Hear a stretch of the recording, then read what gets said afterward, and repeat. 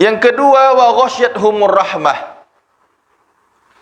yaitu Allah Subhanahu wa taala akan memberikan kita rahmat, akan menaungi rahmatnya kepada kita. Ketenangan kita dapati, lalu Allah berikan kita rahmat. Apa itu rahmat? Yaitu kasih sayang Allah Subhanahu wa taala.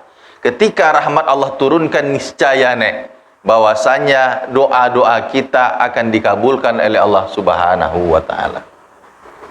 Kita saja sayang dengan cucu, apa yang dia minta oleh cucu tersebut, kita usahakan untuk ada. Betul Nenek? Ya kan?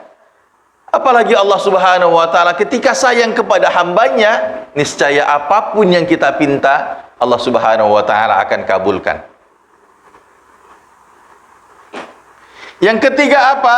Yang ketiga, wa hafathumul malaikah, maka kita akan dinaungi oleh para malaikat. Di dalam hadis yang lain, penafsiran daripada wa hafathumul malaikah tersebut, para malaikat tersebut mendoakan orang-orang yang berada di dalam majelis ilmu tersebut. Apa yang disampaikan, dia mendoakan kita kepada Allah Subhanahu wa taala agar kita diampuni. Ya Allah, ampuni si fulan, ya Allah ampuni si fulan, ya Allah ampuni si fulan. Sampai kapan? Sampai majelis ini selesai. Dan yang keempat, yaitu wa dzakarahumullahu fi man indah, yaitu Allah Subhanahu wa taala membangga-banggakan orang-orang yang berada di dalam majlis tersebut, yang membaca Al-Qur'an dan mempelajarinya tersebut. Kepada siapa? Kepada para malaikat-malaikatnya yang mulia. Kita dibangga-banggakan, Nenek dan kakek kami yang kami cintai karena Allah Subhanahu wa taala, orang yang membaca Al-Qur'an, Allah akan berikan ketenangan. Maka ketika kita punya masalah, ketika kita punya problem, ketika kita gundah gulana, ambil air wudu, baca Al-Qur'an. Niscaya Allah Subhanahu wa taala akan turunkan ketenangan kepada kita semua. Yang kedua, kenapa membaca Al-Quran dikategorikan oleh Allah Subhanahu wa taala adalah perniagaan yang tidak akan pernah merugi? Karena dengan membaca Al-Quran tersebut, Allah Subhanahu wa taala turunkan berbagai macam pahala kepada kita. Allah berikan kita pahala sebanyak-banyaknya. Sehingga baginda Rasulullah sallallahu alaihi wasallam menyampaikan, apa kata baginda Rasulullah sallallahu alaihi wasallam? Man qara'a harfan, siapa yang membaca dari kitab Allah itu hanya satu huruf, alif misalnya, falahu hasanah, baginya adalah satu kebaikan. Wal hasanatu bi asyri amsalihha, yang satu kebaikan tadi Allah lipat gandakan dengan 10 kebaikan lainnya. Apa kata baginda Rasulullah SAW melanjutkan hadis ini? La aqulu alif lam mim harfun, tidaklah aku sampaikan bahwasanya alif lam mim harfun, satu huruf. Alif lam mim yang nenek baca itu bukan satu huruf, bal alifun harfun, tapi alif satu huruf, wa lamu harfun, lam satu huruf, wa mimu harfun, dan mim itu adalah satu huruf. Berarti ketika nenek baca alif lam mim, itu nenek membaca sudah 3 huruf. Berarti 3 dikali 10 mendapatkan 30 kebaikan. Itu baru alif lam mim saja. Belum lagi kalau kita terbata-bata di dalam membacanya, sehingga berkali-kali Allah Subhanahu wa taala akan berikan kita pahala.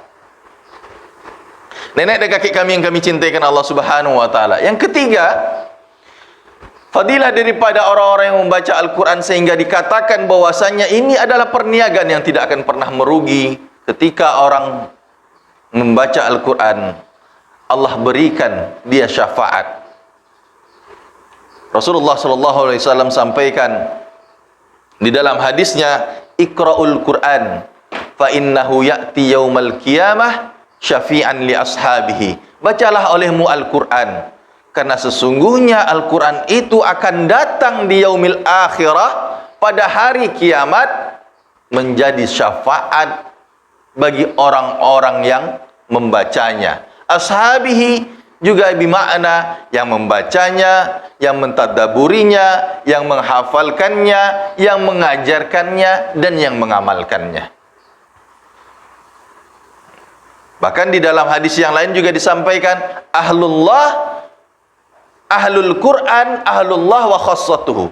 Bahwasannya ahlul Al-Quran adalah keluarga Al-Quran, itu adalah keluarga Allah.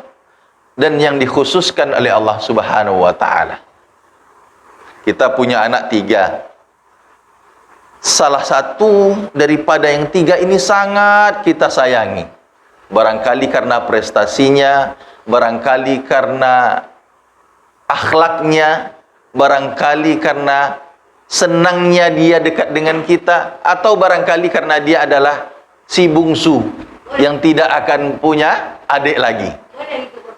Boleh. Bukan membedakan. Tapi biasanya ada anak yang lebih kita cintai, bukan yang lain tidak kita cintai. Dikarenakan ini lebih patuh kepada kita ketimbang yang lain. Tidak membeda-bedakan. Ada kelebihannya. Begitu juga dengan orang-orang yang membaca Al-Quran. Dia dikatakan adalah orang yang membaca Al-Quran adalah keluarga Allah Subhanahu wa ta'ala yang dikhususkan oleh Allah Subhanahu wa ta'ala. Nenek dan kakek kami yang kami cintai karena Allah Subhanahu wa ta'ala. Maka orang-orang yang membaca Al-Quran, Allah akan berikan syafaat pada dirinya. Kemudian yang keempat, fadilah daripada orang-orang yang membaca Al-Quran sehingga disampaikan oleh Allah Subhanahu wa ta'ala di dalam surat Fatir ayat 29 tadi. Ini adalah bentuk daripada perniagaan yang tidak akan pernah merugi. Apa? Yaitu dia mendapatkan cahaya di dunia, dan orang-orang yang membaca Al-Quran tersebut juga menjadikan bekalnya di yaumil akhir kelak. Mendapatkan cahaya di dunia, dan bacaan Al-Quran tersebut menjadi bekal baginya di akhirat kelak. Dari Abu Dzar radhiyallahu an, qala Rasulullah sallallahu alaihi wasallam bersabda, qultu ya Rasulullah.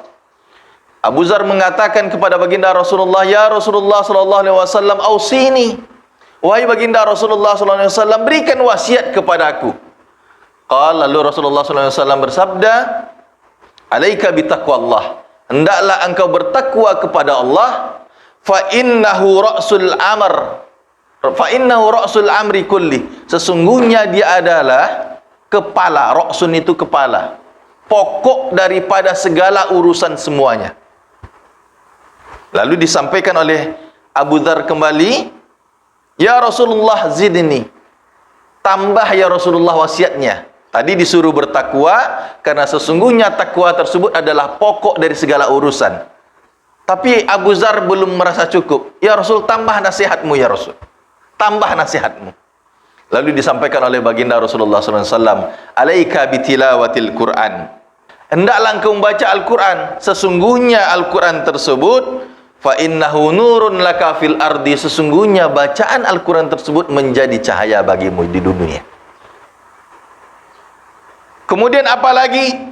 Wa dharhun laka fis sama, dan dia menjadi bekal bagimu di langit. Makna di langit di sini adalah untuk bekal kita di hari akhirat. Nenek dan kakek kami yang kami cintai karena Allah Subhanahu wa ta'ala, wajar kalau kita melihat fadilah-fadilah daripada membaca Al-Quran. Ini merupakan perniagaan yang tidak akan pernah merugi yang disampaikan oleh Allah Subhanahu wa ta'ala di dalam surat Fatir ayat 29.